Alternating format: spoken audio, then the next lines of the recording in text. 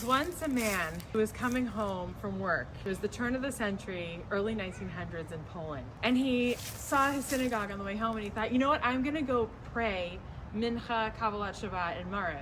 And so he ran up the steps of the synagogue, and as he ran, he noticed that the door to the synagogue was locked. And there was a little sign above it that said, don't pray here, it's not safe. It's illegal to pray in Hebrew in this city. And all the stories that he had heard about his friends and cousins in the towns over were true. And so he stand there with his hand on the lock and he cried. Until another man who was doing the same thing and coming home from work saw him there, saw the lock, saw the sign, and then he put his hand on his shoulder until there were 10 men crying on Shabbat. One of them said, it's a commandment, we're not supposed to cry and be sad on Shabbat. And so one of them started going, nine, nine, nine, nine, nine, nine, nine, nine, nine. Don't do it, we're gonna get arrested. And he looked at them and he said, no, just sing with me. And they sang the entire service in 999, no Hebrew, just the notes.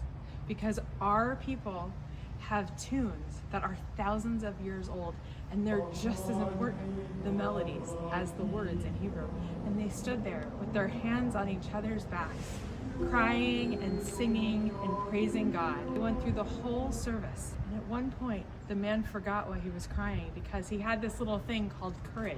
And he knew that even though there would be destruction amongst his people, and a lot of people would sadly lose their lives in the coming years, they knew that if they could find a way to pray and sing in the streets of Poland at that moment, that we would survive as a people.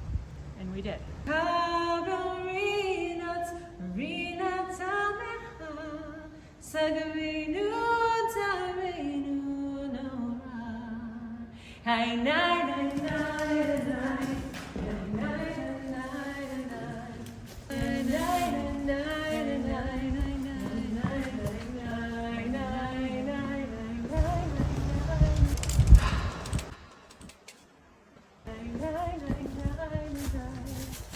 Nine, nine, nine, nine, nine, nine, nine.